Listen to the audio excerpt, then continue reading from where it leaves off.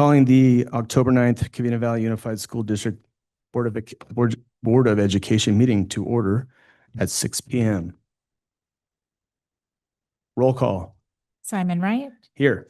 Maria Caceres. Here. Rachel Robles, Here. Maria Cruz. Late. Sue Malucci. Here. Thank you. We have a quorum. Item 3, adoption of agenda. Do we have a motion to adopt? Moved by Ms. Robles. Is there a second? I'll second.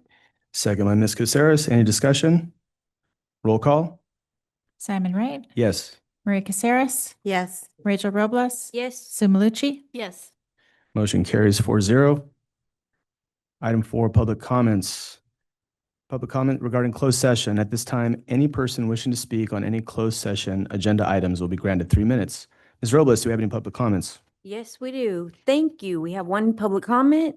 As a courtesy reminder to ensure the public's right to be heard, the board has adopted Board Bylaw 9323B, which states 3 minutes may be allotted to each speaker and a maximum of 20 minutes to each subject matter. Education Code restricts action or discussion by board members on non-agendized items. Please understand that a non-response does not mean members have not heard you or will not take your comments into consideration. Thank you. Well, welcome. Our first speaker and only speaker would be Mr. Adam Hampton. Thank you. Good evening. Adam Hampton here, president of Covina Unified Education Association, representing, by my count, 614 teachers, speech pathologists, nurses, counselors, and audiologists. CUA would like to congratulate the Board of Education on your selection of Dr. Jonathan Blackmore as our interim superintendent. Dr. Blackmore's experience, perspective, temperament, and natural ability to connect with people make him a valuable asset for this position. While nearly all honeymoons get off to a great start, we sincerely anticipate the rest of this marriage, however long it lasts, to be productive and reflect well on all of us, our supportive district, our incredible employees, and our valuable Covina-Valley community. Thank you again. Thank you you. very much. This time we'll adjourn to closed session to discuss all items listed at 6:03. We will reconvene to open session at 7:04. Item 7, Pledge of Allegiance. Dr. Paredes. Thank you, President Wright. I would like to invite Jericho Laxon, a 5th grader at Mesa Elementary, and Principal Christina Garcia to the podium, please. Jericho will begin by leading us in the Pledge of Allegiance.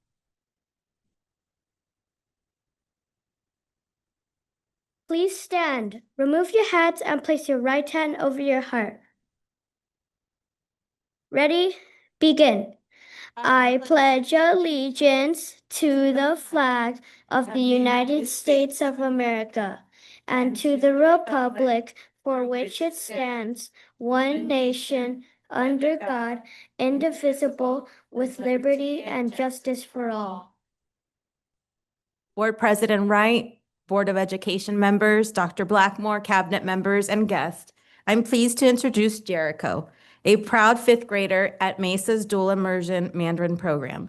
Jericho is an active member of both our Earth Club and Leadership Club, where he demonstrates responsibility and teamwork.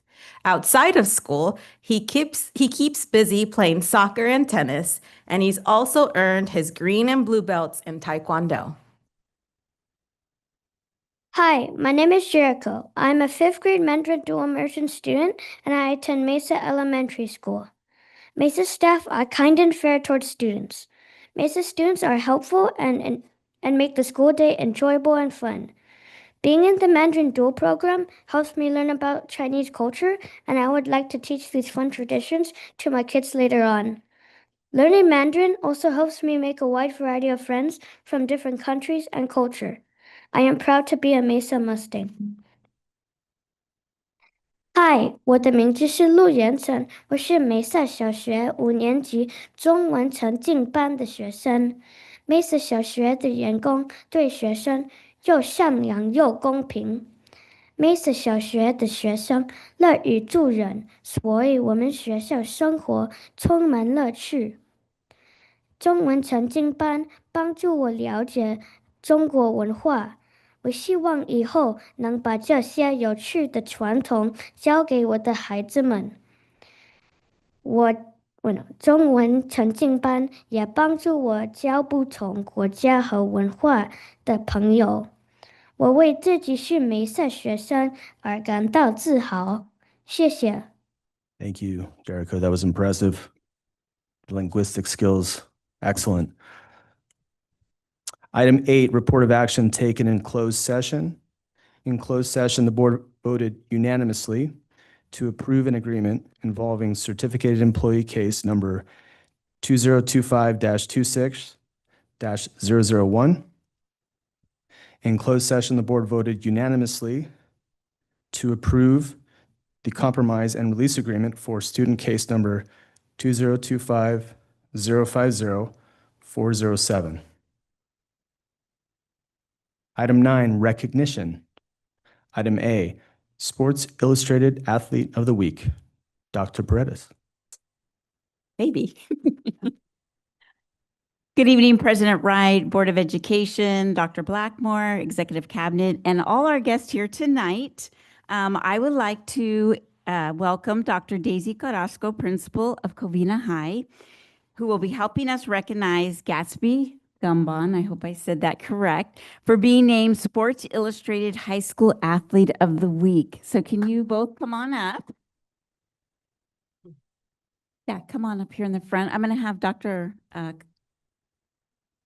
Yeah, you want to say a little bit about him and his sports?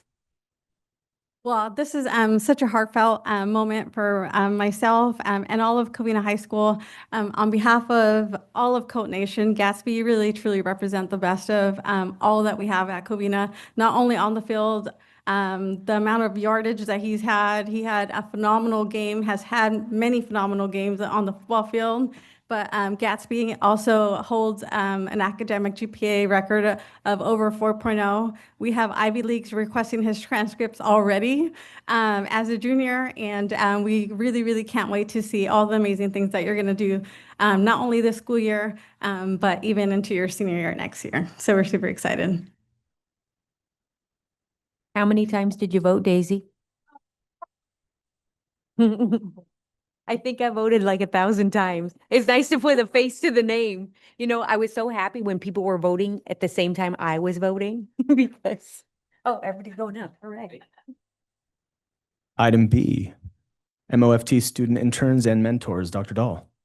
Thank you. Good evening, Board President, Mr. Wright, board members, interim superintendent, cabinet, community members, and guests.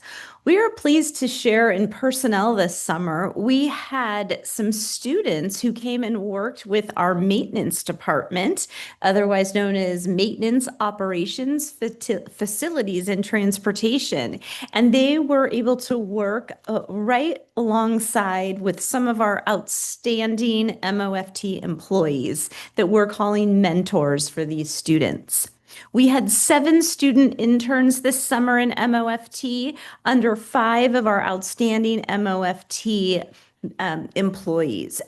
Unfortunately, only one of our students could attend tonight, but we want to recognize Joseph Castro, who worked alongside of our mentors of Jose Montero and Sergio Aceituno. And we'd love to have everybody come up so we can recognize you.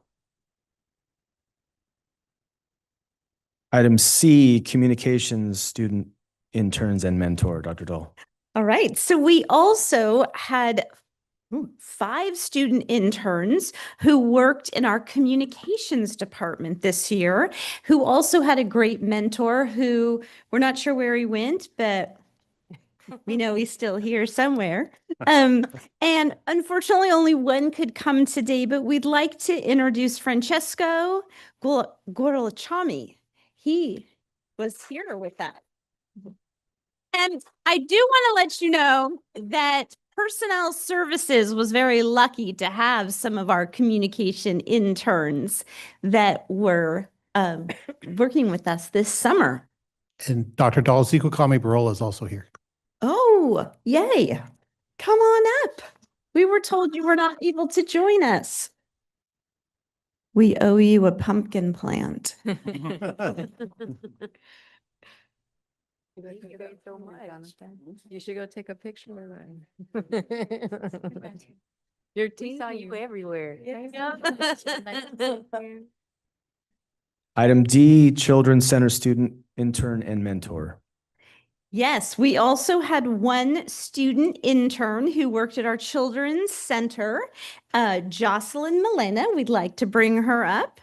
And we also had an outstanding Children's Center mentor who worked with her, Lynn Martinez. We loved having all of our interns, and we're hoping to do it again next summer. Item E, Employees of the Month. Dr. Dole. Well, we are excited this year that we're back on track for our Employees of the Month, and we had a great September where we are recognizing 5 of our outstanding employees. Our first employee is Jeff Huntsman. Now, Jeff is amazing, and we feel like he should be here tonight to be recognized, but he's decided to take a vacation, is in Hawaii. So he's not with us, but we want to just recognize him for his incredible dedication to Covina-Valley Unified and let him know that we are so thankful that he's with us as an employee. And I have the great pleasure of welcoming Carmen Murillo up here for recognition. Carmen is a food services worker too in the nutrition services department at Mesa Elementary School.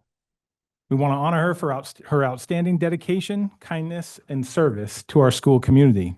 Each day, Carmen serves hundreds of meals with a warm smile, ensuring that every student feels cared for and supported. She begins every morning by welcoming students at breakfast, creating a friendly and positive start to their day. Her patience, positivity, and unwavering commitment go far beyond her role, making a real difference in the lives of students and staff. Carmen's genuine kindness and dedication make her an invaluable member of the Mesa team. She truly exemplifies what it means to serve with heart. Thank you, Carmen, for the joy and positivity you bring to our campus every single day. Our next September of the month is a certificated employee, Gisette Yance. We are here to recognize her for her outstanding dedication, leadership, and positive impact on both students of the Tri-Community Adult Education Program. She teaches both our high school students and our adult cosmetology classes.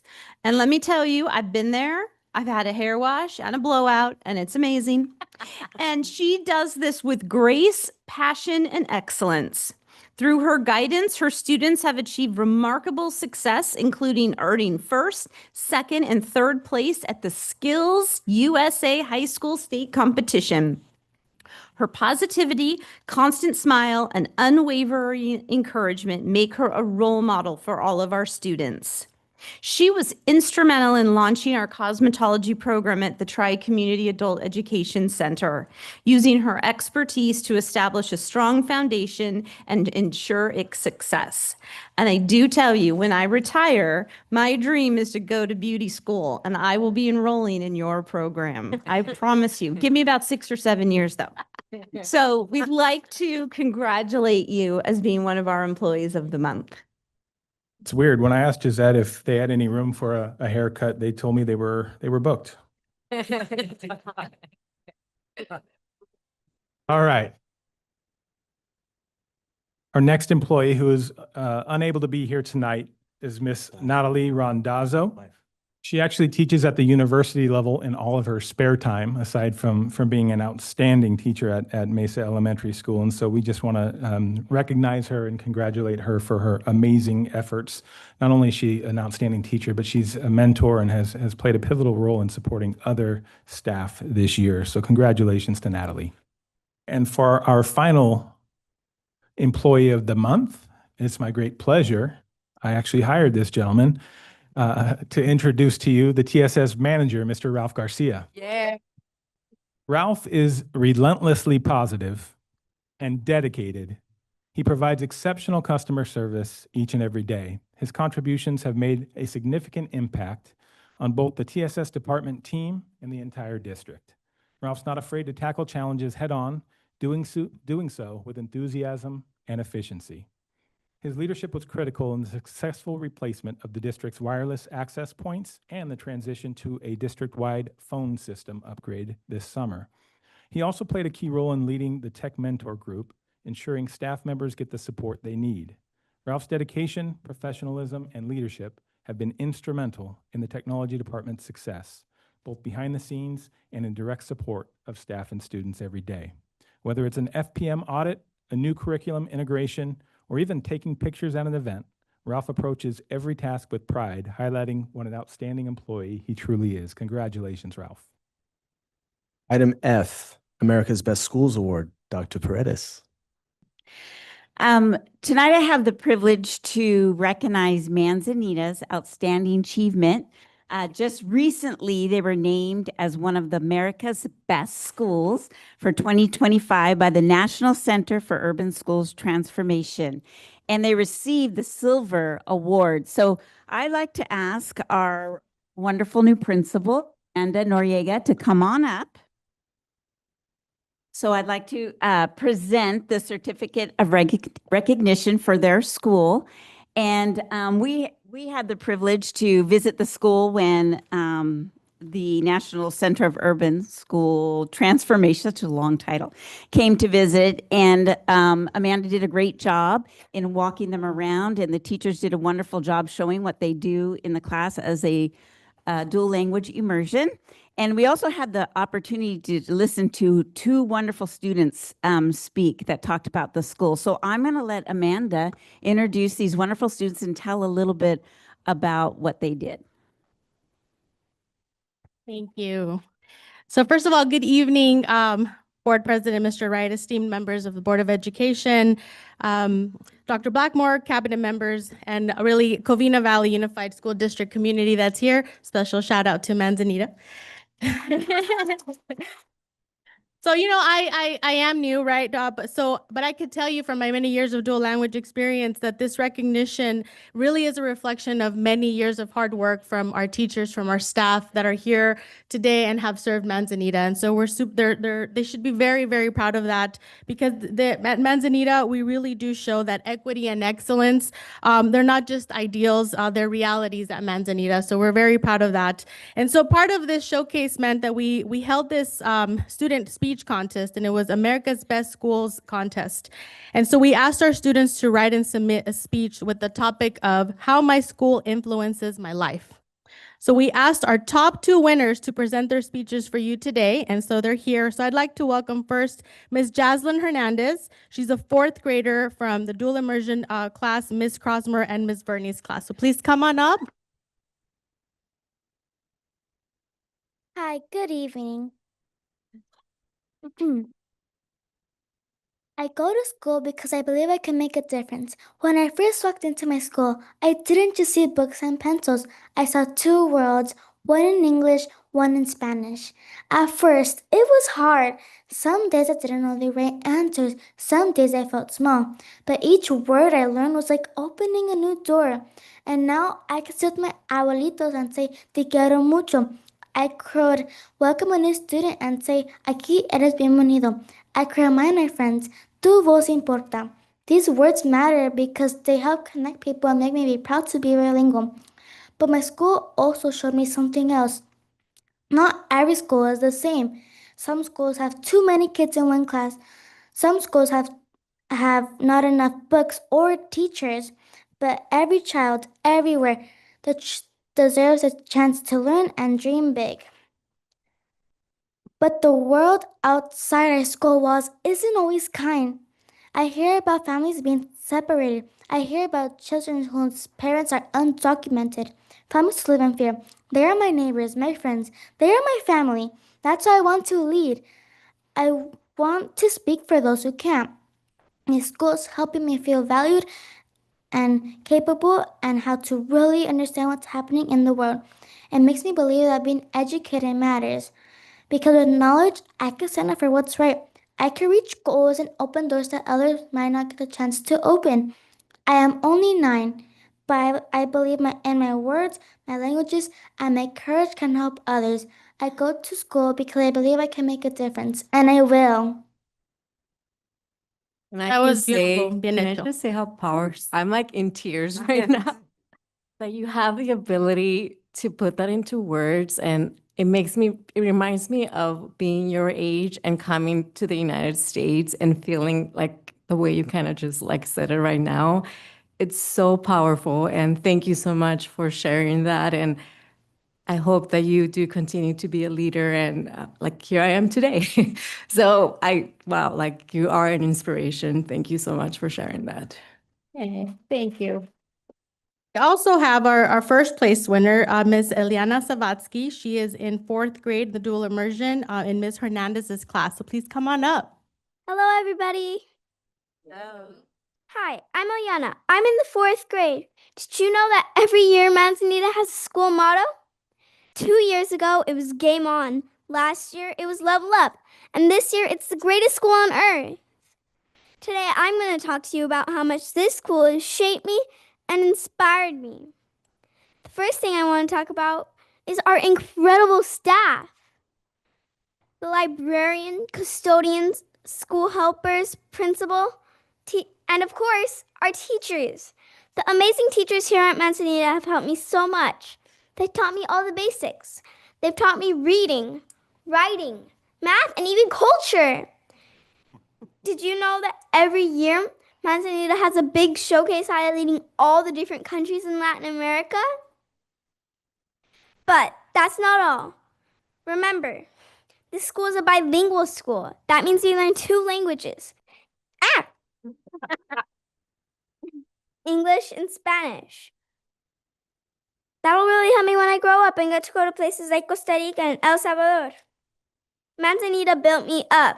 I started as a little TK. I grew to love math. I even became a mathematician in 2nd grade. MZ has also prepared me for my future job as an entrepreneur. We even have a business day. Little actions can lead to big opportunities. This school helps us by making those little actions, preparing us for those big opportunities. And when we grow up, we'll be prepared because MZ has prepared us. At Manzanita, we have a strong community. The kids here are kind, funny, helpful, and so much more. Sometimes they get a little bit travieso, but in reality, we always have each other's backs. This school has been so great to me. Because of it, I'm bilingual, I'm confident, and I'm part of an amazing community. Manzanita will always be one of my greatest influences and most unforgettable memories. Goodbye, and thank you. Just lastly, I would like to thank MOFT for all their work in helping us put together the award ceremony. We couldn't have done it without you, so thank you so much. Item 10, presentations. Item A, nutrition services update. Mr. Correa. Thank you. We have our Director of Child Nutrition that's going to do the presentation, Ms. Lizette Oliveris. That last sip of coffee in there.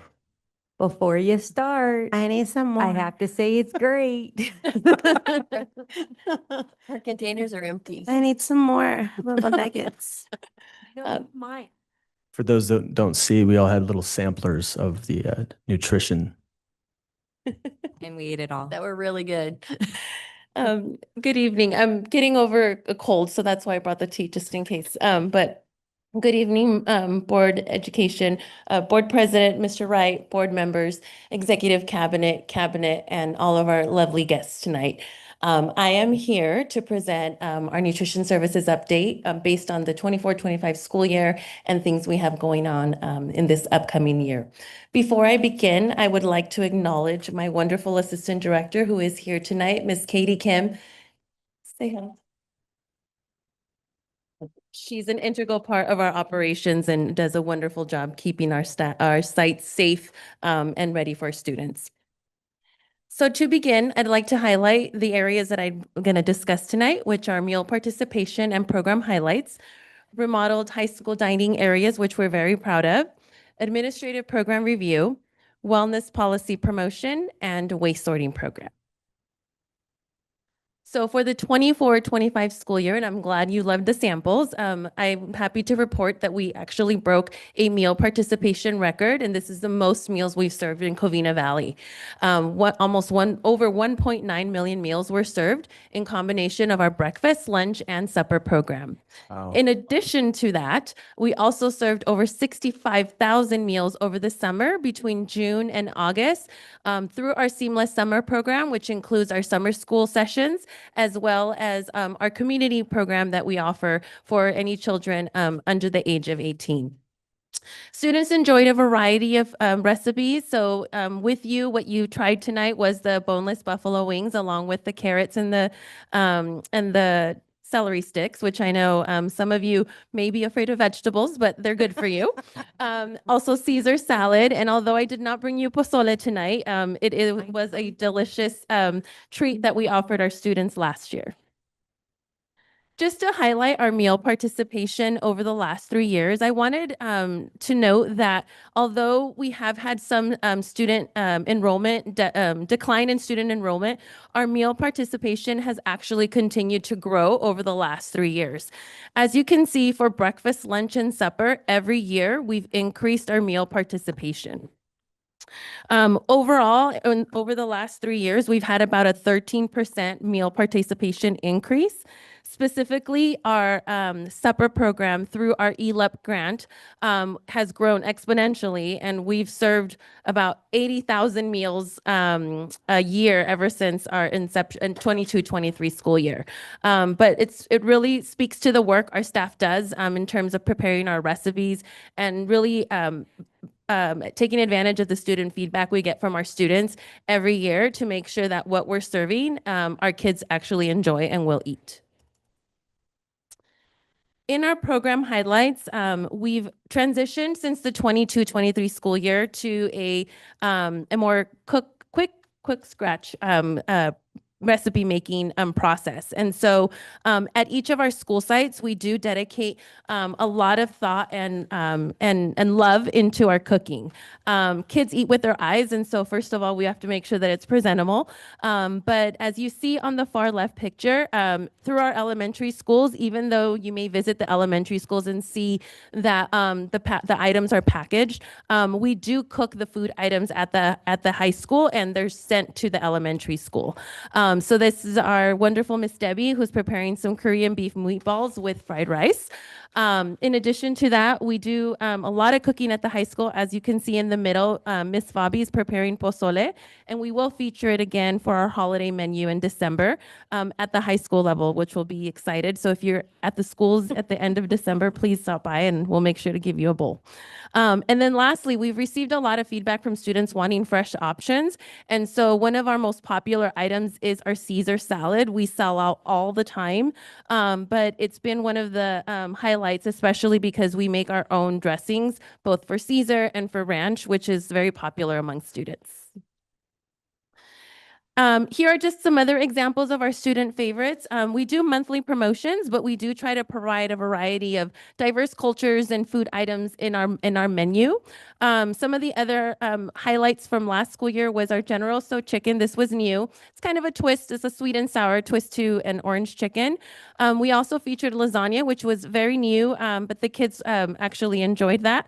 And then on the far left, you'll see a student with our Cinco de Mayo menu promotion, which was taquitos with a fresh made green and avocado salsa, along with some fruits and veggies. Another item I'd like to highlight is our meal accommodations. So through the Nutrition Services Department, not only do we provide meals for all of our students, but we also tailor accommodations for students that may have food allergies, food intolerances, and even modification of a food such as a pureed diet. Over the course of the last 3 years, we've seen a significant increase, which has added additional training and monitoring to keep our students safe, but also to make sure that we don't create a social stigma with students getting different food than their peers. And so we do make an effort, such as gluten-free nuggets, gluten-free bread, so that they can still get gluten-free burgers. But there is a cost to this. It's much higher. Just as a simple example, a Cheez-It cracker costs 20 cents for us. But if I get a gluten-free cracker, it's going to be about 70 cents. And so we do have to monitor our budget. But in addition to that is also having the right staffing in place to make sure that we are monitoring our diets and that we're making sure that our kids aren't eating ingredients that may make them sick. We love doing student activities throughout the year. And so in addition to our monthly promotions at the school sites, visiting our community through the school's back to school nights, showcases, we also do annual barbecues, especially at our elementary schools. And the fun part for our leadership team in this case is because our leadership team actually goes around and cooks the food. So we do a full day barbecue, cook burgers, hot dogs, we set up in a different fashion. And we also get our parents involved through volunteering. And so it's a really fun event that brings the community together and our kids really enjoy it. As I mentioned, all the cooking preparation that goes along with our program, we do spend a lot of time on professional development, both at the school site level and at the management level, to make sure that our staff is always prepared and always knows how to meet those nutrition requirements. Our Top Chef competition was actually a state conference that our high school managers attended last fall.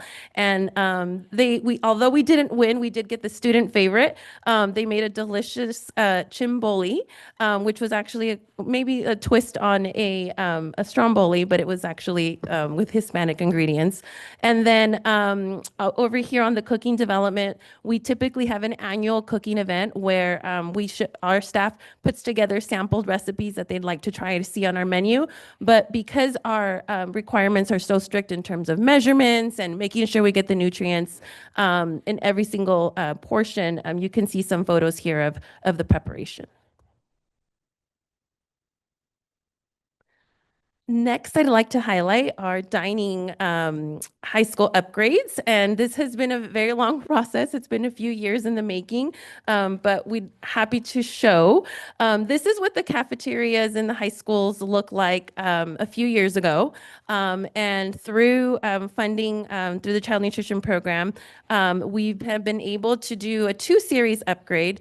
This first upgrade, which I've shared with you before, was when we redid the flooring. And this is a collaboration with maintenance and operation where we solicited vendors to help us out in upgrading our floors. But as of last Friday, we have new dining furniture at our high schools, which our students have very positively responded. Every meal service is, especially lunch, is full. And it's great to see the feedback from the students saying that it's like a college lifestyle. They actually not only can eat there, but they can charge their cell phones or their devices as well because there's outlet connections. So it's just giving them a new experience. And I do see students even studying there before school starts, which is a great way to incorporate an extra resource for them. This year, I'm lucky to announce that we have an administrative review, also known as an audit. And it's been a tremendous effort with my team trying to prepare for this audit. Our site visit is November 3rd through the 7th. So as we are busy preparing, I just wanted to share, these are the 5 main areas that are looked at through an administrative review. Menu and nutrient analysis, meal accounting procedures, student eligibility to make sure that we are establishing status for our students in terms of, yes, our meals are free, but there is a process we have to follow, financial review of allowable expenses, and competitive food sales. I'd like to highlight meal accountability because it is one of the major components during our administrative review. The state and federal guidelines have very strict requirements in terms of how each meal it gets in the student's hands. And so therefore, when we look at what is considered a reimbursable meal, not only do you see that we have to meet minimum nutrition requirements, but it's also based on when the students receive the meal. Meals cannot be counted until students receive their meal in their hands. And so there are some alternatives like Tiny Tuesday when we do deliver meals in the classroom, or field trips or Saturday school, where we have to really make sure our procedures are in place to account for those meals appropriately. Also, in terms of allowability, we are considered a restricted fund. And so when we get reviewed, they do look at our cost allocations and ensure that we are only expending the child nutrition funds on fully reimbursable meals. And then also anything related to that. So food service equipment, professional development, and also maintaining a nonprofit expenditure plan. So we can't have excess funds. They do put us on an agreement plan to make sure that we are putting any profit back into our program for our students. Some examples of unallowables include any funds spent for food or equipment that's outside of the reimbursable meal program, and we can't use the child nutrition fund to supplement base funds. Couple last things I'd like to highlight. First is wellness policy. We, thanks to the Board of Education last year, we were able to revise and approve our wellness policy. And through that, we will be reestablishing our health council. Prior to COVID, we did have a wellness council established. And so we'll be working on that, trying to work on goals to promote health, specifically physical health with wellness and good eating and physical activity. And lastly, there is a requirement by SB 1383 that it requires organic waste sorting. One of the components we've been implementing for the last 3 school years, which is the food recovery. We have a donation program where we cover all of our food items that are not given to students and donate that through our local shelters. But a second component to this is sorting organic waste. And so we're doing a small pilot and starting with Merwin Elementary this fall to implement and educate students through this process of sorting their waste in order for us to reduce landfill waste. We will carry this program through each elementary and then progress to middle schools and high school. So this is going to be a long-term approach, but we're hoping to establish behavior. So by the time the students reach middle schools and high schools, it'll be an automatic sorting process. Thank you. Do you have any questions? Thank you. Excellent Thank you. presentation. Thank you very much. Thank you. Yeah, excellent, excellent. Item B, facilities update, Mr. Correa.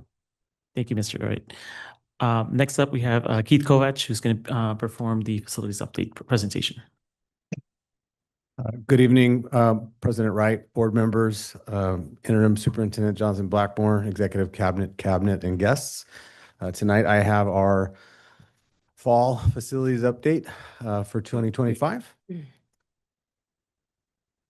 So once again, I want to highlight the guys that get all this done, the guys and gals that do all the work.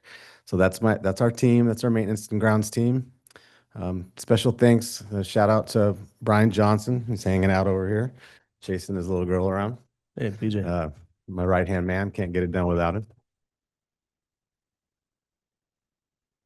I'd also like to really say thank you to Kathy Galindo. She's not here tonight, and Scott Porter, our 2 MOF2 supervisors. Also, can't get our kids where they need to go without our bus drivers. They're a bunch of wonderful group. Couldn't get all of them in the picture, but I got some. We already saw this picture earlier, but I really do want to highlight the internship program this summer. We really did feel like these students and young adults were really part of our team this summer, and it was cool to see. It just was a really good program. So our summer MOFG conducted its normal summer program, annual summer maintenance projects. We did our gym floors. We tested all our fire alarm systems. We trimmed all our trees. We did our maintenance blitz again. Once again, super successful program. Just a reminder, we start at every school. We spend 2 days per school. For high schools, we spend 3. The whole team hits the school. We start on the roofs. We start on the air conditioners. We work until all the way down from gates to gutters to locks and everything until the school is tuned up. We did some minor maintenance projects, some carpet replacements. We did some classroom painting, restriped a couple parking lots. And then, of course, we did our summer restorative deep cleaning. So we team clean during the summer. It works really well with the Blitz. The team clean comes right behind the Blitz team, kind of helping us clean up after our mess. So it works really well. So new this year, at least to me in Covina-Valley. So we had 5 schools on the Williams Act list. So we had LA County Williams Act inspector, or LA County inspectors that come and do I think 3 of them were announced visits, and then we had 2 unannounced visits. So I just want to give my team a round of applause, because our team and teachers, to be honest, everybody really worked hard to make sure that their classrooms were set up nice. They helped us. We bolted file cabinets. So we did really good. I've walked a lot of schools. I've done a lot of facilities inspections. I've never awarded 100% for a school. So I was really proud of our schools. So. Okay, so some of our marquee projects that are underway are South Hills High School field lighting, scheduled for substantial completion at the end of this month. Lights are working. The red, green, blue show lights are working. They're just waiting for some programming stuff with Muscos to sync it up with the show, but yeah, it's coming soon. Our Covina High School softball field. So just a reminder, we're installing a new CIF regulation, varsity and JV and junior varsity softball fields, site improvements, a new concession stand and restroom facility. We're currently under construction, estimated completion in spring of 2026. So just as a reminder, just a rendering of what the overall project looks like. That's at least from the varsity side. And photo doesn't really do it much justice, but it's well underway. So all the grading, a bunch of underground utilities have been run. That big old trench that you see on the top right corner, that's the connection to the sewer. So they're on schedule. Things are looking good. We actually did a tour at the Silver Creek factory last week. Actually saw our buildings being built. That was very cool. Additional projects under construction, Manzanita stage structure and accessibility upgrades. So we did the accessibility upgrades during the summer. They were kind of intrusive to the site, so we got that done during the summer. And then the structure has actually been delivered as of this board date. So the construction is scheduled to begin next week to actually install the structure on the campus. And then the Mesa wheelchair lift it's almost done. The lift has arrived. It should be done by the end of the month. Well, and just a reminder, that's a closeout. That was a closeout project for DSA. Projects in design are out to bid. Installation of Musco field lighting for Northview High School, turf field, perimeter fencing at Pioneer, just as a reminder, it's been a while. Pioneer Center and Trade Tech Academy, they were the only 2 campuses that didn't have fencing around the campuses to keep them closed. So those are out to bid. Our bids are due a couple more weeks. And then we're finalizing our bid documents for the perimeter fencing and electric access control and a single point of entry at the district office. So just as a reminder, this is the Trade Tech facility fencing, perimeter fencing. That's the Pioneer perimeter fencing in blue. And then you can see just in the little red highlights, that's where we're putting our electric gates off of Badillo and Barranca. Cal State Ventilation Phase 2. So as a reminder, CVUSD was awarded $6 million from the California Energy Commission to replace HVAC equipment and controls at the following sites. So Barranca Elementary School, Ben Lomond, Cypress, Merwin, and Workman Elementary Schools, Las Palmas, Sierra Vista, and Trawick Middle Schools, and Fair Valley High School. So just as a reminder, all construction must be completed and funds expended no later than September 2026.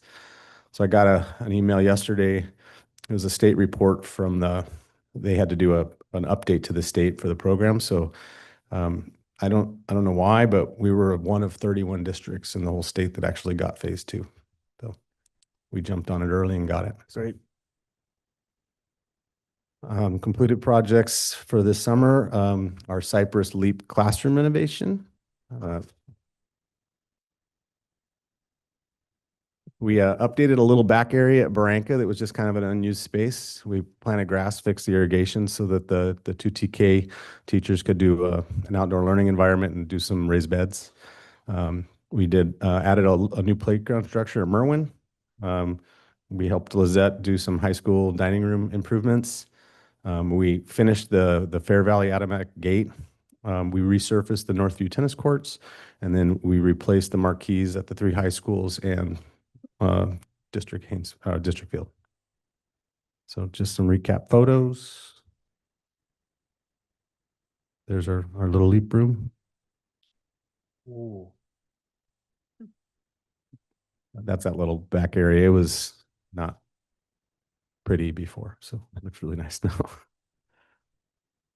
The new little that's at Merwin. It's in an area that was on the far left of the campus that wasn't really being utilized. So that's our little gate. So we collected a list from the staff to start handing out clickers, and we're going to do training, but the gate's operational now. Questions? Great job. I have a question.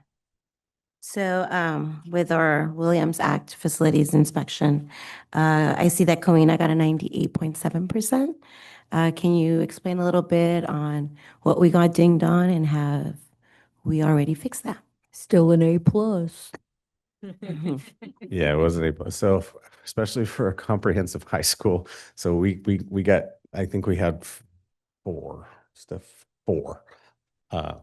So 2 of them, it's just our luck. So we walked that school the Friday before, and that was an unannounced visit too. So I got an email at 7:15 that morning that we're coming.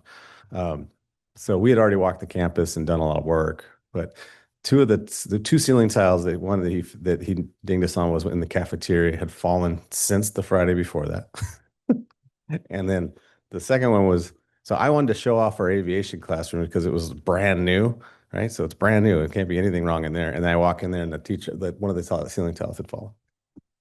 So it's perfect, right? But so that was 2. Another one was just there was a bookshelf that needed to be mounted in a classroom, real simple. And then there was a cord. Somebody had draped an Ethernet cord over a doorway. That was it. Yeah. So pretty amazing though for a high school. Excellent work. Thank you. Good job, you, and thanks for all the hard work. Yeah.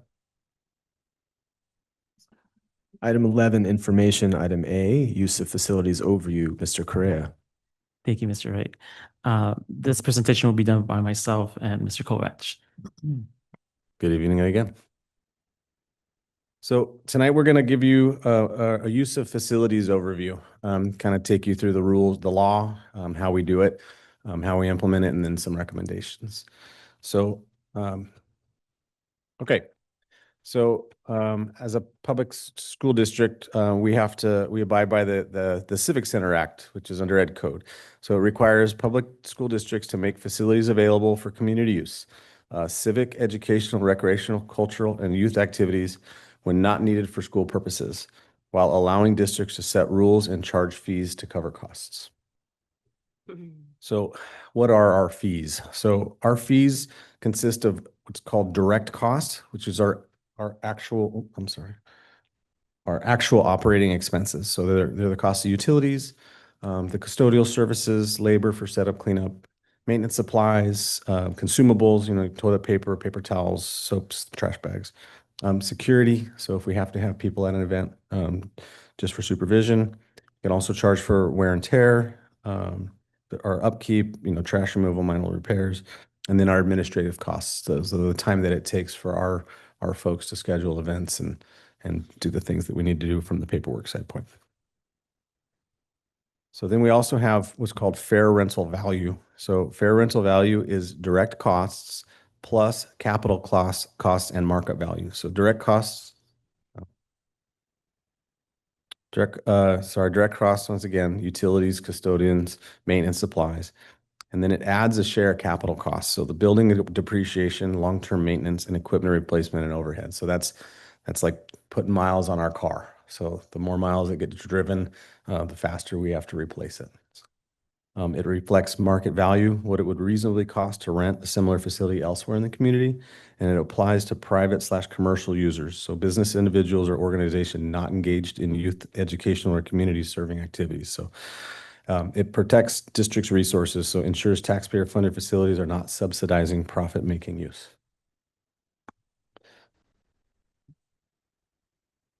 So we, to facilitate our facility use, we use Facilitron, which is an online facility rental management system. So it simplifies our facility rentals by managing requests. It has a calendar. It does all of our approval process. It does scheduling. It allows the upload of documents. It checks for insurance requirements from people who are renting the facilities. It checks nonprofit organization status. And then it also has terms and conditions that helps us ensure that we are complying with Civic Center Act. Then it also provides data. So it calculates that use. So that miles that are being put on that car, it's calculating that. So it's calculating every time our utilities use, including internal usage, so that it's helping adjust the numbers for what we should be charging for us based on how much it's going to cost us to replace it. So I wanted to give you, this is a list. This is all the fees that we have in our current fee structure. So we have an hourly nonprofit. Those are our direct costs in the middle column. And then we have an hourly commercial. So those are for privates and businesses. Those are our fair rental value costs. And then you can see on the left side, that's our custodial labor. So that applies to both.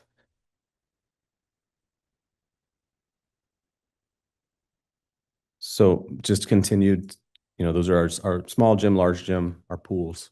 This is just the rest of what we charge for. So we took a sample of 4 different facilities from surrounding districts. So this is the surrounding district stadium. So you can see Covina right down there in the middle. So we're in the middle of the pack, middle low, from depending on the school district.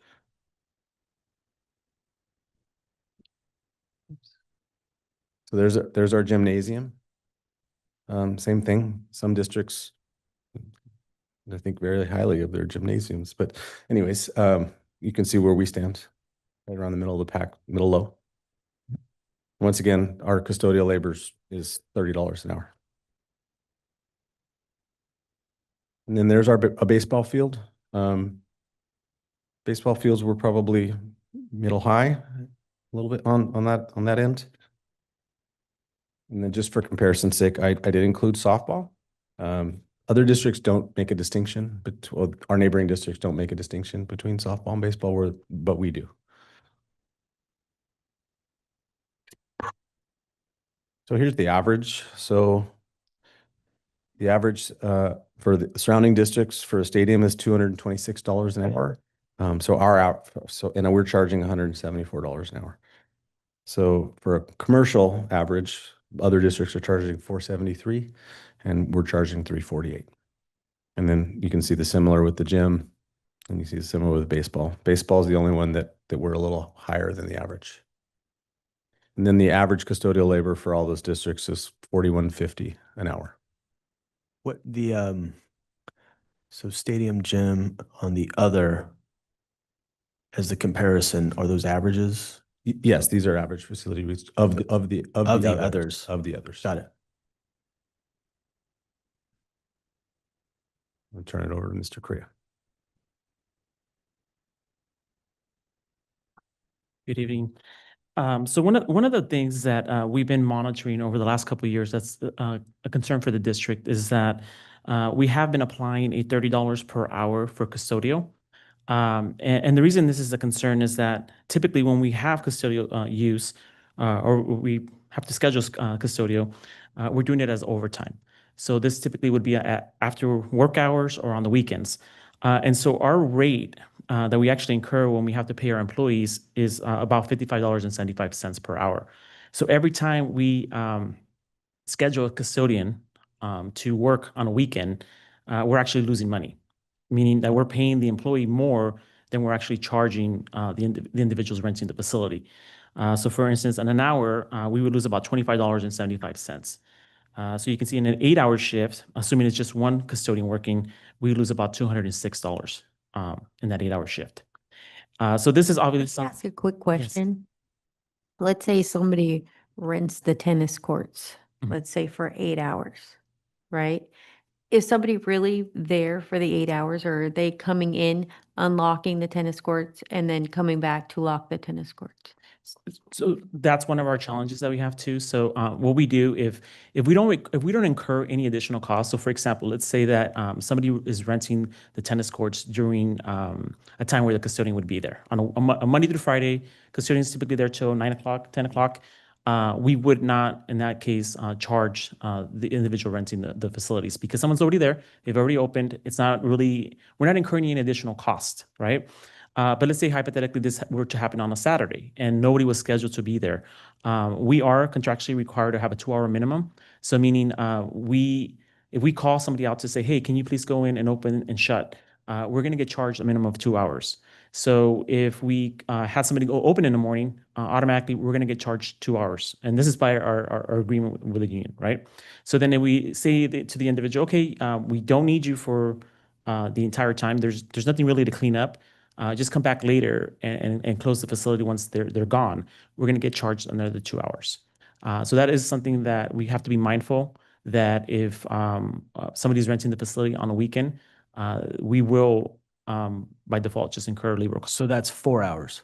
Yeah. So to arrive, to open, to close, Mhm. to 2 and 2. Yep. Got it. So in that situation, we would probably look at and say, okay, well, if they're renting the facility for 4 hours, right? Then we would probably want the custodian there for the 4 hours because they're going to get paid the 4 hours regardless. If that makes sense. One more question. So is it fair not to charge somebody the $30 an hour rental cost if it's during school hours? Yeah. Because anybody else would get paid. And we do consider that. So if again, if there's already somebody on site and we're not incurring any additional labor costs, we will not charge the renter. But wouldn't it just be fair to charge the renter? Because because anybody else would have to pay it, and maybe it could subsidize our losses. Yeah, and one of the Okay, recommendations we'll make is that we do feel strongly that we should adjust our rates for what we're charging for custodial. So at minimum, we're not losing money. We're just breaking even. We just want to make sure that if we're paying someone $55 an hour to work for an hour, that's not a cost that the district should be having to pay for. That's something the renter should be responsible for. Sorry, since we're on this topic. Because I can see this being a challenge, and I know we haven't gone to the rest of the presentation, but when it comes to renting a facility, if, let's just say, this person is only going to be opening and closing gates, and they really are not going to be doing anything else, it's just also financially doesn't make sense to have, for whoever's renting it to pay that amount.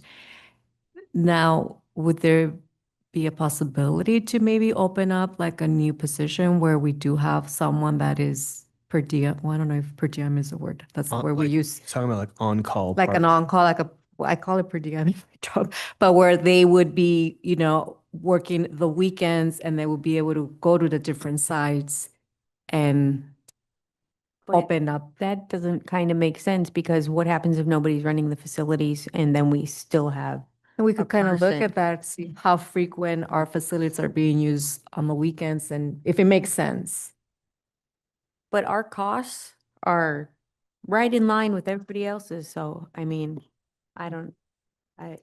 don't see, To- Jonathan.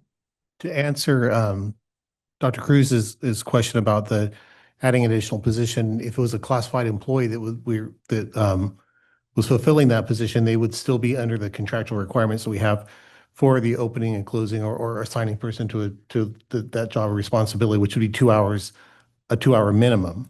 So if just coming to the site to open it, we're going to have 2 hours. And so like, I think what Mr. Correa and Mr. Kovacs are saying, that when we do that, we have them on site, whether it's on call to assist with the event or to provide other service at the school, because they're there. But now if they were doing some other service for us, there could potentially be an offset there. If the understanding is they're just going to work, but then we're going to go have them pick up additional duties at the school site or something like that, that would be something we'd have to examine or look at. And we do have on the weekends and even at nights, Monday to Friday, we do have employees that are on call. But the same rule would apply. If we do call them, it's a minimum 2 hours.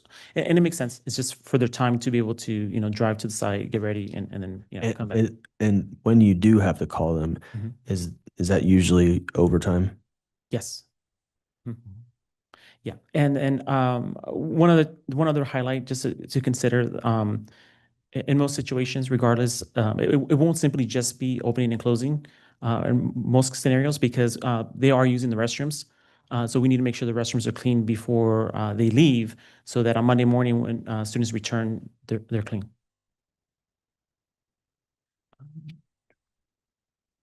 Okay. Yes. Yeah, and we definitely, and that's a good point. We also want to make sure that the restrooms are open because we don't want to show up on Monday for any surprises. So this slide here shows our current CVUC rate categories. So we have currently 3 categories. The first one is the internal or A. And this essentially is our function, our school district functions. So this is when we have professional development for our teachers or classified individuals, our Covina, all of our athletic activities. So for Covina High School, South Hills High School, and Northview High School. Band and choir performances, and then ASB and or student clubs. So essentially, this is the district operations. So there's no charge for labor, no charge for, obviously, for the use of the facility. And then right now we have also the B category, which is the nonprofit.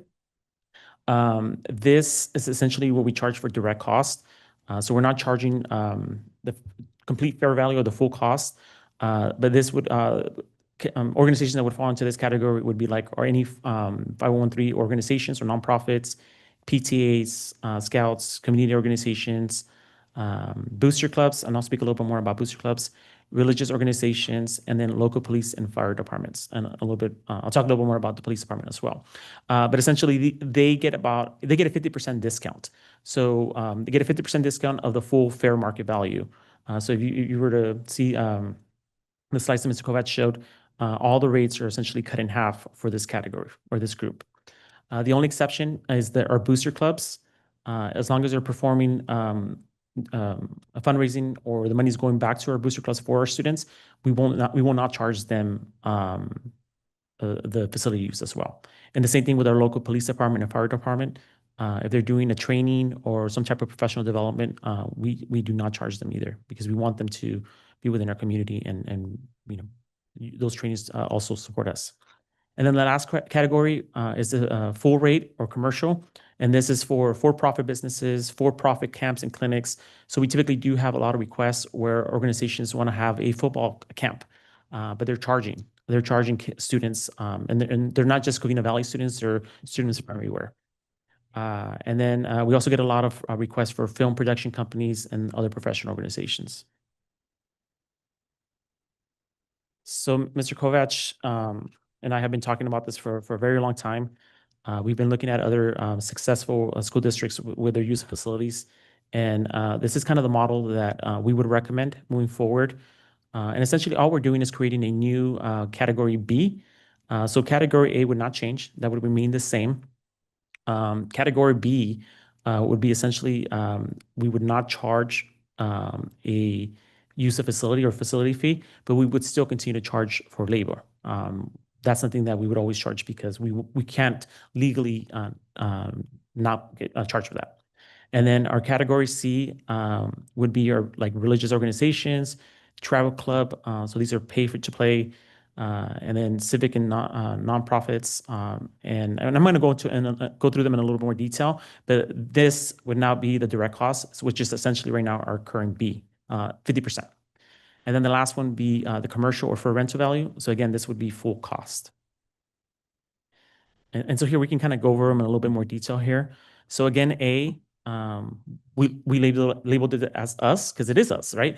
So these are our regular classrooms, our school assemblies, ASB, student government activities. It's essentially us. It's our operations. So we would not charge labor and we would not charge the use of facility. This is a new category, so it's like us, for us. So a good example of this would be like our booster clubs. Typically, all booster clubs do is they do fundraisers that are going to ultimately benefit our student body. So we would, again, we would not charge them a facility fee. We would only charge them the labor cost. Again, another example of this would be the Covina-Valley Unified Educational Foundation. Again, if they're doing a fundraiser for the school district that's going to benefit our students, we would not want to charge those organizations. This next one's a little bit complicated. So this is our nonprofit organizations. So we get a lot of interest sometimes from LACO where they want to do trainings that are going to benefit us, but may also benefit neighboring districts. So this is one that we would consider looking at and saying if it's a benefit to us, meaning there's going to be 50 of our teachers that otherwise would have to pay, $200, $300, and they're able to participate for free. That's something that we would consider and say, okay, we would look at that and say we would waive the facility fee, but we're going to still charge you the labor cost. Skipping or moving down to youth sports. So another area would be sports that are like AYC, ASO, youth wrestling, Little League. So these again are not like your travel ball organizations. These would be your organizations that have a minimum play in their bylaws, a high percentage. We would determine the percentage later, but a percentage, let's say 75% of the students live and are our students. And then they have a maximum amount that they charge per month. So it wouldn't be something that someone's charging, $300 a month per student, per athlete. It would be $100, $150, something that we would discuss. And then obviously school-connected camps, clubs, or anything that's, again, enrichment for our students. And this is the not like us, not for us. So this would be youth sports. So this is your traditional pay-to-play club soccer, travel ball. These are organizations that are considered nonprofit, but they are charging significant fees for the student athletes to participate and do not have a minimum play rule. Also, we have adult sports leagues, civic and nonprofits. They're not necessarily fundraising for the district or benefiting the district. Religious organizations, private nonprofit businesses, so like yoga studios and other organizations. And then any other special interest clubs like car clubs, hobby groups. And then the last one, which I think is the most straightforward, would be the full rate. So these are commercial groups. These are private businesses that are conducting businesses and they're making a profit or having private events like weddings, parties, or celebrations. Again, these are individuals that would typically be looking to rent a facility to make a profit or not. They're not nonprofits. Makes sense. They're not nonprofit. Yes. So why clear organization categories matter? For legal compliance, it assures that we adhere to the Civic Center Act requirements. It provides transparency for all groups to understand which fee structure applies to them and why. We think that if this was communicated and shared, people would understand, okay, this is where I fall. I fall within A, B, and C, and this is the rationale behind it. Consistent application, so eliminates perception of favoritism through objective or uniform criteria. I think we're pretty good at adhering to our guidelines, but again, we want to avoid any misperception. And it protects the district from discrimination claims. So one of the ways school districts can get themselves in trouble is if they are applying rules differently to different groups. And that's where you do see a lot of discrimination cases filed against school districts in lawsuits, and they've been successful. And then it just builds community trust.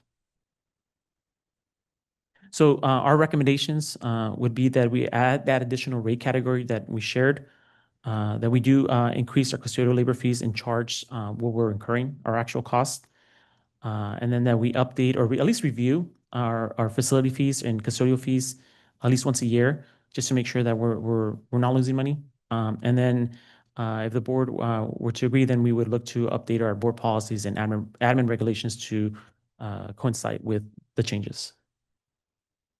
Can I just add one piece in, Mr. Correa? Yes. Just to give an example of how this works kind of in how we do business now with the three grade categories, the Field of Valor is a category B, right? When they come into and they use Sierra Vista for an extended period of time. And when the maintenance team goes and assists them in entering into Facilitron to use the field there, it assigns them fees of in excess of, I think, $17,000, right? So if we were to just say that that category is the category, then that's what they would be charged to hold what we think is an event that benefits the entire community, our own students. And then we have to go in and manually remove those fees from them. And while that's not problematic for us, or we're glad to do that, does create what I think what Mr. Korea is saying is a little bit of a subjective process when it looks to who qualifies in that category B, is because we don't really have we don't delineate the like us for us type of organizations. So by adding that, it takes away any ability to say, this is, we should have the fees waived because of this, right? Because we're like this, and there becomes very little subjectivity to any of it. It's very objective. We have very clear rules for the organizations that are able to use the fees, or use the fields and only pay the labor fees, which whatever they become. Well, that's been the challenge, right, for a long time is everyone's trying to get the free or the less expensive costs because they're running an organization and, trying to cut their costs, right? So this item B for you, does it make things more simple? Is this more time consuming? What? No, It makes it more simple, but in the same token, I think there's a difference between using a classroom or using a field, because our fields would have so much wear and tear, and we have to maintain that. We barely have the funds right now to maintain what we have without other people using our fields. I mean, Dr. Blackmore, how many of our turf fields need to be replaced right now? I think probably all of them. Yes, at some point in the next several years, they're going to need to be replaced. And- Can I just jump in real quick? Sorry. Just wait. Here.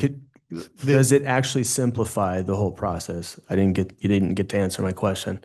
Yes, it will streamline it because again, to Dr. Blackmore's point, it would make it more objective as opposed to subjective. And so it would make it easier for us to determine within the different categories.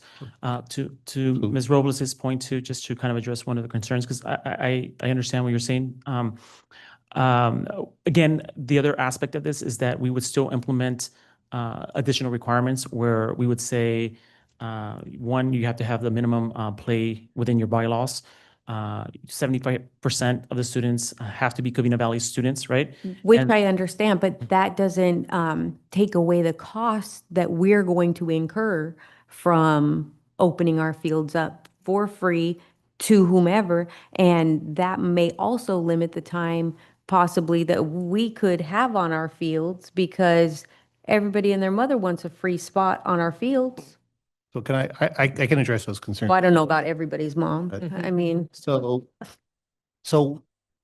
first, and we didn't say it in the presentation, but the district field would be excluded from category B. Just for the simple reason that the complexity of holding any game event, usage of the stadium field here, you would never have a situation where you would want to be waiving fees down to zero for any type of organization to use that. So it would fall out of the category B. But I think it district- should go for our campus fields as well, because Are you talking about they have practices. I synthetic wouldn't. fields? Yeah, I wouldn't like for our students to have to push their practices to a later time or a different day because there's an organization who wants to use our field. So, sorry, just to add on to that. So within our policy, in whatever any policy, we would first and foremost, our students always get priority and always have bumping rights for any school activity or event that would take place. But this wasn't being done in the past. Just a couple of years Right, ago, this wasn't happening. But so say for example, Covina High School Yes. is in high school. has has a CIF soccer game it's scheduled it's released on Sunday. Usually CIF competition is released on Sunday. The game might take place on the Tuesday or possibly the Wednesday. And if there was another organization scheduled there to be on the field that day, they would be bumped. They would not have use of the field that day because the school district and the schools always take priority. And that we Who's, don't do that with the who's school. making sure that this is happening though? Because it was not happening in the past. And I'm not talking about games. I'm talking about practices. And I see our student and board members are shaking their heads. So Well, if you guys have input, go ahead and speak, please.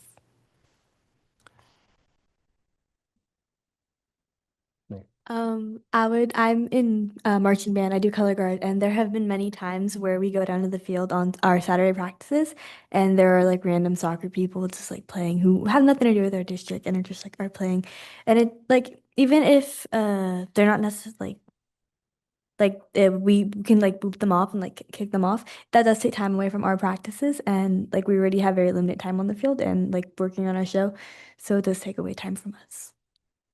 And I don't know if this stemmed from friends and family or whatever.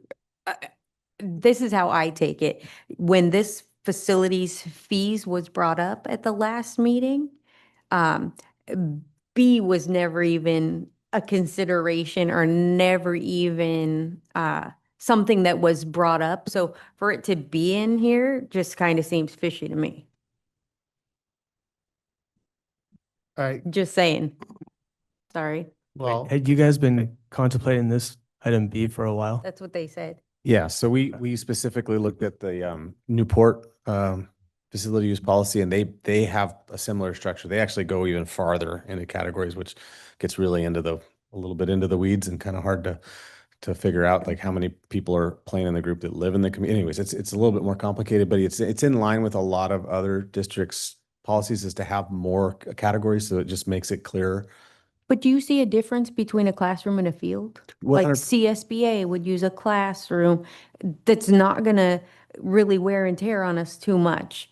PTA probably is gonna use this building and it's probably not gonna wear and tear on us too much, whereas a field, So a for the synthetic fields, those are obviously the ones that people want to use. Correct. But what would we recommend if we're worried about, the useful life of these synthetic fields, right? So do we have other spaces that we've priced out that would be available for, say, item B? And that's where we can have discussions where we say maybe all turf fields were excluded from category B and would have to be remain in category C and or D, depending on So fields could be in a different category. So yeah, they would just remain in C and D. So so there's a lot of grass fields, and the cost of that to replace isn't coming up. Like, so you have the various track and football field like Northview, and then you have Covina, right? Or South Hills, whatever it may be. Those are the ones that people want to use, right? And those are actually the high cost items that we're worried about the useful life of.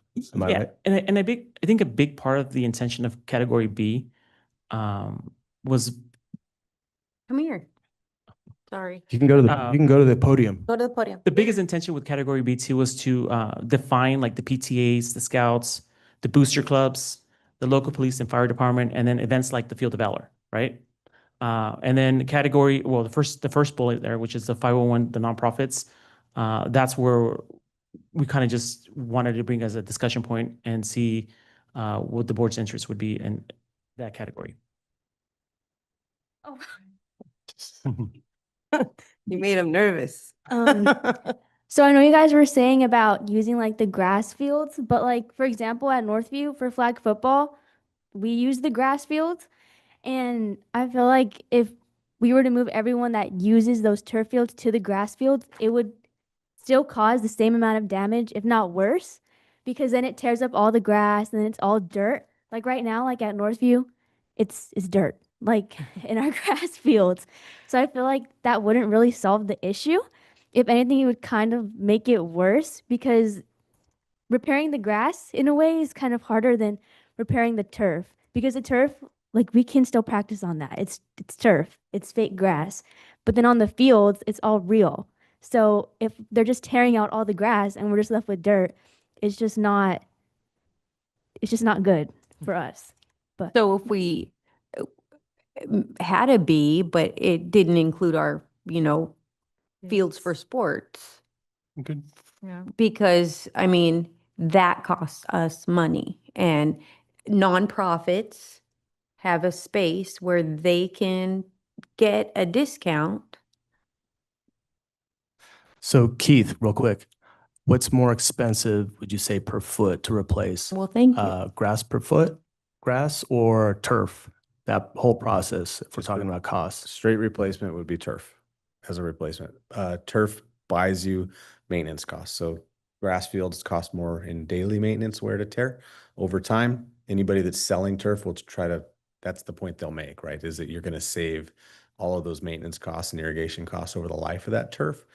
But it's hard for us to, I can keep fixing fields and keep mowing them and keep. Seems like growing them. these synthetic fields don't last as long as we initially anticipated, because I think what we're like, how many years, say for example, the Northview track? I'm not How old is sure- that? I'm not sure exactly when Northview is installed. I know that we're Oh. coming up on, That needs repairing already. I mean, we can't even afford to put grass in. We have I dirt mean, over there. so So I- so to offer our dirt to somebody, I mean, I also, sorry. I don't have interest in B. I don't either. well, Honestly, I think we have to define it. I think we have to consider B, because, I mean, look, there's only 3 categories. We're just adding a 4th. The competition outside, right? Keith said it. Newport, they have what? How many categories? 5 or 6. Yeah, I mean, just one. In our area.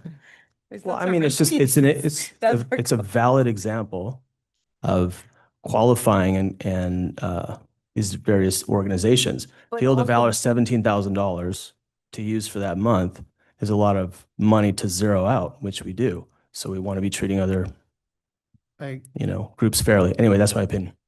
But I also think there's an issue here in this, that's unauthorized use of the fields too, that when we talk about, I think what Lizette is talking about is unauthorized use of the fields, where she goes down and there's just a group that's walked onto the campus and is using the field without going through Facilitron and doing that. So I think one of our challenges, or one of the things we have to address in that also, is ensuring that there's not unauthorized use of the field, because then that causes the additional wear and tear on the fields. That causes you have little to no control over what's transpiring, how people treat or take care of the fields is part of that. I would say, just in the short 3 months that I've been sitting here, that I see that there are challenges that land primarily in the business services office and maintenance over the community interests in exercising the Civic Center Act in order to use our facilities, primarily our fields for youth sports, which I think is an integral part of our community. I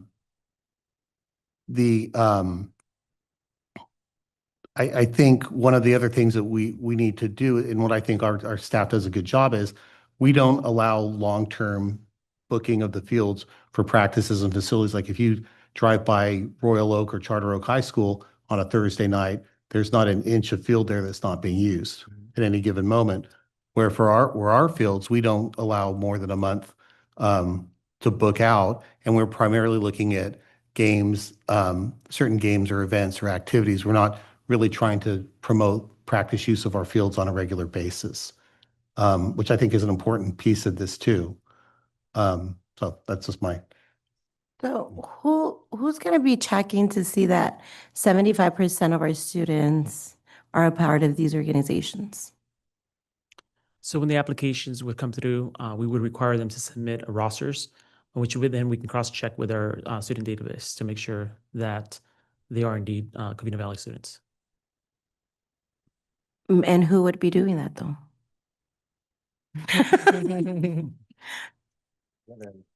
Who right now is in charge of Facilitron and anything that's coming when it comes to booking it It's for any like rentals, and then they have to follow up with questions, you know? it's the MOFT department. And I feel like right now that department's already, you know, very busy. There's times when, you know, an immediate callback when somebody's trying to rent this facility isn't happening. So how are we adding more, you know, work to this department as well with something like this? It's part of the job of the community, right? There's demand to use our facilities. I hear it But by all who? the time. I mean, I don't hear it. And we haven't had anybody come and speak about it. It's fine. If you didn't hear it, No. that's okay. But I do. So And it also sounds like, I mean, I know we have a lot of booster clubs that you do use them, and I mean, they fall, and they are for our students primarily. I mean, Field of Valor is an amazing community event that has been taking place for a long time now. Which And I think our it needs students. to be up, I think it needs to be, I mean, there needs to be further discussion about it and whether there are some things that, you know, we can support with no facility fees, then, you know, that could be it. But I don't think everything there qualifies as a, you know, no facility cost. Yeah. It needs to be brought back, I think, with other options on, you know, what this category might look like. We will go back and provide different formats for what an additional category would look like and bring that back to the Board of Education. Is there also a possibility for us to maybe get a list of like organizations that are like, you know, currently using Facilitron to run our facilities, just so that we also, because I think most of us don't really have an idea of what other, you know, what's the demand? Because I think that's a question that, you know, maybe not everyone's getting questioned or brought up, you know, or even for our students to kind of let us know, like, you know, they're the ones on site also. So if maybe we could just kind of get like an idea of like who's using our facilities, how often, and that kind of thing. May I ask a clarifying question just so I have a good understanding? So as we go back and work on this, it sounds like to me that the category B is not necessarily the issue. It's just that first bullet says with no the facility fee. nonprofit. The what? So 501 organizations? Because it sounds like, if I understand correctly, we don't have a concern with the booster clubs or the local police department and the fire department. It's mainly that first bullet for nonprofits. But how are you making sure that, you know, these booster clubs are also, this money is going back to our students? So we do have a variety of questions that we do ask them. And one of the questions is 100% of the funds going back to the student body? And so there's 15 questions that we asked them to confirm that the funds are going back to the boosters. But the boosters truly do exist just for the benefit of the students. So within their bylaws, it does stipulate that their existence is predicated on them raising funds for the student body. I don't, my thing is, I don't think it's so much number one. I do think it's our fields because I don't have a problem with a gym use. Okay. But I do have a problem with the field use because I think it's going to cost us less. I think there's less wear and tear on the gym floor than there is on our field. Yes. I mean, in my, Yeah, but there's also more costs with the gym Mhm. because you're running air conditioning and have the lights on. okay, so with just the lights off. consider. Just kidding. No air. They get no air conditioning. So we first started getting questions that we got asked a question about like school practices and getting bumped by facility use. So one thing our sites weren't doing very, very well when we started when they took this over a few years ago, they weren't putting in their own stuff into Facilitron. So that's where we were getting the conflicts because then outside organizations just see that it's free. So now we've been coaching our SP directors, our principals. So now they're going in and they're putting all their practices, they're putting all their events. So CIF, like every Friday, Saturday during CIF playoffs for football, we're just blocking that out in general. So those are not going to be available because we may have a game. So we're doing that from a scheduling standpoint, and the sites are helping us do that from a scheduling standpoint. So that's why it's super important that everybody's using that same calendar. But yes, we're trying to, and we can block things out for maintenance. So that's also in the Civic Center Act. So if I need to give that grass field that's been tromped on time to regrow and get better, I can say, I'm not gonna rent it out for 3 months because I got to work on the field. So that's all part of the stuff we do too. So on the same point with the gym, I mean, with any of this, if it's costing us money that, I mean, you know the budget, we don't have money to throw out the window. So, I mean, that's my part. I mean, I'd rather have that money go to our students. It's a very, That's use it. of facilities is a very complex item. And that's why Mr. Kovich and I have been talking about it for 4 years, because it's challenging. You're trying to balance out the cost, the wear and tear, the liability, but then you're also trying to weigh out, okay. But that's why we have C. Yes. And then you also try to weigh out the community aspect of it. It's complex. Thank you. You're welcome. Okay, thank you. I think we've talked enough on this. Thank you. Thank you. Fun talk. Fun talk. I like the presentation. Thank you. Item B, Williams Quarterly Report. Dr. Paredes.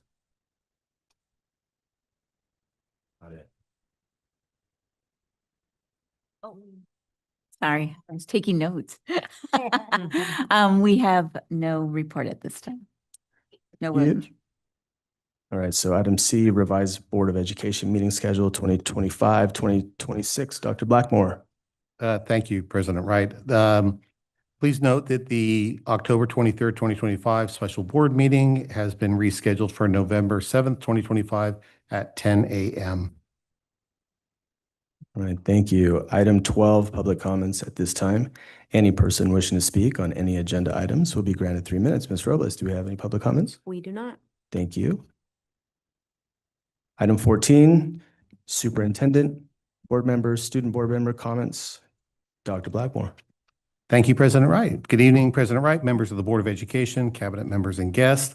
First, I'd like to thank Jericho for leading us in the Pledge of Allegiance and for speaking about his experiences both in English and Mandarin at Mesa Elementary School. His pride in his school, his leadership tonight represent Mesa so well. So thank you to Jericho. I'd also like to congratulate Gatsby Gumban, the great Gatsby from Covina High School. It's not only a standout athlete, but a leader and a scholar athlete. It's a tremendous honor, and I know it was an amazing rallying point for our community to ensure that he received that recognition. It was wonderful to recognize our student interns. They gained valuable real-world experience working in MOFT, the Children's Center, and our communications department. I'd like to thank their mentors who invested their time and expertise to guide and support the students. And I'd really like to shout out to the communications interns, my team, for helping us share the story of Covina-Valley with creativity, professionalism, and pride. They were outstanding. We also celebrated our fabulous employees of the month. Thank you to all of them for their dedication and heart that they bring to their work every single day. Again, Jaslyn and Eliana from Manzanita delivered their top speeches from the oratory competition, celebrating Manzanita and truly demonstrated how it is one of America's best schools. So congratulations to everyone that was involved in that award, all of the Manzanita staff, the leadership, and the entire school community. They are one of America's best schools. Thank you to Lizette, Keith, and Manny for their presentations and information tonight. Their leadership makes a difference, bettering our district and improving experiences for our students and addressing the needs for our greater Covina-Valley community. I'd also like to thank Dr. Dalton and his team for the effort they went into this year's college fair. Valuable event for our students, especially this time of year when they're looking at college applications. And in speaking to Dr. Dalton, he is already planning ways to blow that event up for next year, make it bigger and better, and get more colleges there and truly make it a great experience for our kids. And in closing, I'd like to thank our employee associations, CUEA, CSEA Chapter 49, and CVAS for their ongoing collaboration. Together, we are improving communication, supporting our incredible staff, and working side by side to solve problems in ways that strengthen our district. So thank you. Thank you. Item B, board member comments. Dr. Cruz? Good evening. Just wanted to, once again, I was so inspired by our Manzanita speakers. So amazing that, they're so young, yet they seem so mature and so wise for their age. And congratulations to everyone who we celebrated today. That's all I have.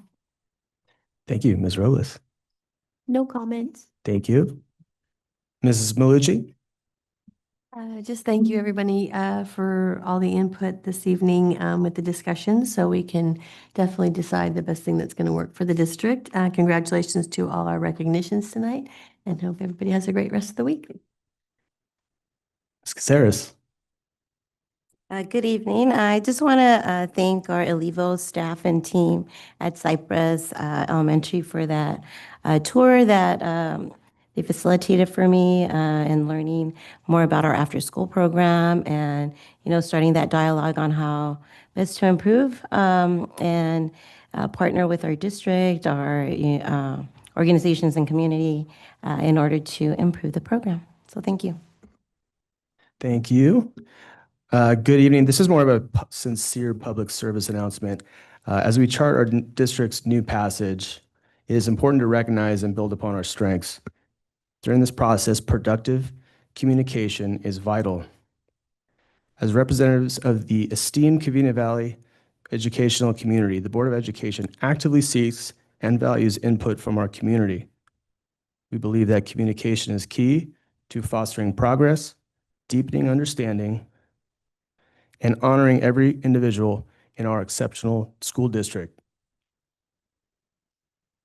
We especially encourage civil and respectful discourse.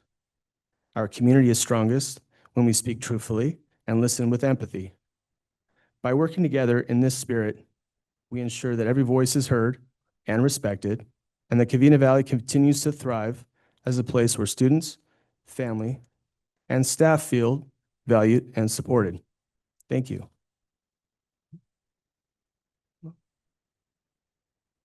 Item C, Student Board Members Report. Ms. Donato.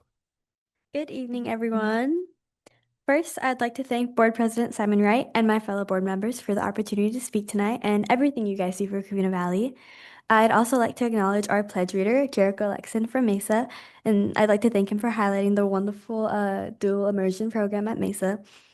It's really nice to see how the programs we have actually help our the kids in our district.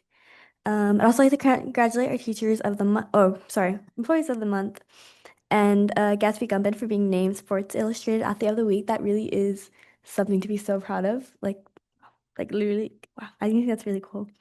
I'd also like to congratulate our student interns and mentors at the MOFT Communications and Children's Center. Lastly, I would love to congratulate Manzanita for the America's Best School Award. Both the students did such an amazing job in their speeches, but Jasmine specifically really touched my heart. Being Latina myself, hearing her experience at such a young age, and it was so well written, it just really touched my heart, and I know you felt that too. I'd like to congratulate the South Hills High School Band and Color Guard for earning second place in the revision last weekend, as well as second overall in both the color guard and percussion categories out of nearly 20 bands. I wish all of our bands in the district the best of luck as we all begin our competition seasons. South Hills High School has had a lot to celebrate lately, from academics to athletics to arts. There's always something exciting happening on campus. I truly believe the students and staff put so much effort into everything we do. And honestly, school spirit has never been stronger. One of our newer annual events is coming up, Husky Haunt, which brings the community together for Halloween with haunted mazes, trunk or treat, and lots of fun for families and students, and everyone in the community invited. It's such a great example of why South Hills is a destination school in our district. And I hope to see all of you guys there. 28th, I think. I can double check. Our high schools are celebrating their homecomings this month, with Covina hosting theirs last weekend, and both Northview and South Hills celebrating on the 18th. These will no doubt be amazing events for students to enjoy, and I am very excited to attend myself.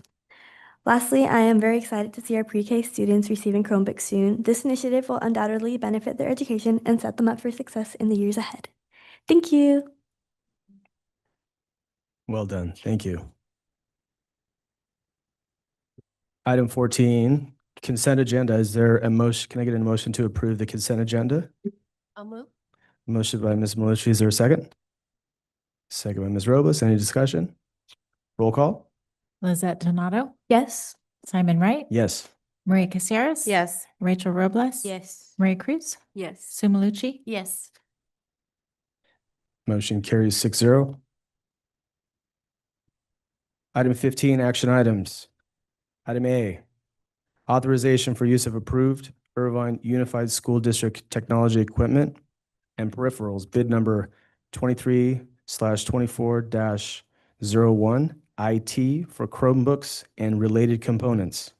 Recommendation is made to authorize the use of Irvine Unified School District bid number 23/24-01 technology equipment and peripherals for the purchase of Chromebooks and related components to be approved. Can I get a motion to approve? So moved. Motion by Ms. Donato. Is there a second? I'll second. Second by Dr. Cruz. Any discussion? Roll call. Lizette Donato, Yes. Simon Wright, Yes. Maria Caceres. Yes. Rachel Robles. Yes. Maria Cruz, Yes. Sue Malucci. Yes. Motion carries 6-0. Item B, authorization for use of approved Sourcewell contract number 121923-CDW, technology products and services with CDW-G for Chromebooks. Recommendation is made to authorize the use of Sourcewell contract number 121923-CDW for technology products and services with CDW-G for Chromebooks be approved. Can I get a motion to approve? So move. Motion by Ms. Robles, second. I'll second. Second, Dr. Cruz. Any discussion? Roll call? Lizette Donato, Yes. Simon Wright, Yes. Maria Caceres, Yes. Rachel Robles, Yes. Maria Cruz, Yes. Sue Malucci. Yes. Motion carries 6-0. Item C, California School Employees Association, Covina-Valley Chapter 49, Collective Bargaining Unit Proposal for Successor Negotiations for 2025 through 28. Recommendation is made that the California School Employees Association, Covina-Valley Chapter 49, Collective Bargaining Unit Proposal for Successor Negotiations for 2025 through 28 be approved. Do I have a motion to approve? I'll move. Motion by Ms. Malucci, second. I'll second. Second by Ms. Caceres. Any discussion? Roll call? Lizette Donato, Yes. Simon Wright, Yes. Maria Caceres, Yes. Rachel Robles, Yes. Maria Cruz, Yes. Sue Malucci. Yes. Motion carries 6-0. Item D, variable term waiver. Recommendation is made that the variable term waiver be approved. Motion to approve? So moved. Moved by Ms. Donato. Is there a second? I'll second. Second by Ms. Malucci. Any discussion? Roll call? Lizette Donato, Yes. Simon Wright, Yes. Maria Caceres, Yes. Rachel Robles, Yes. Maria Cruz, Yes. Sue Malucci. Yes. Motion carries 6-0. Item 16, new items. Board members and superintendent may share new items. Anything to share, Dr. Blackmore? Not at this time. Anyone? Thank you. Item 18, closed session. There's no additional closed session needed. This brings us to item 18, adjournment. Is there a motion to adjourn at 8:59 p.m.? Moved by Ms. Robles. Is there a second? Second. Second, Ms. Bellucci. Any discussion? Roll call. Lizette Donato, Yes. Simon Wright, Yes. Maria Caceres. Yes. Rachel Robles, Yes. Maria Cruz, Yes. Sue Malucci. Yes. Motion carries 6-0. Our next regular board meeting will be held on Thursday, November 20th at 6 p.m. for closed session and 7 p.m. for open session at the Haynes Professional Development Center.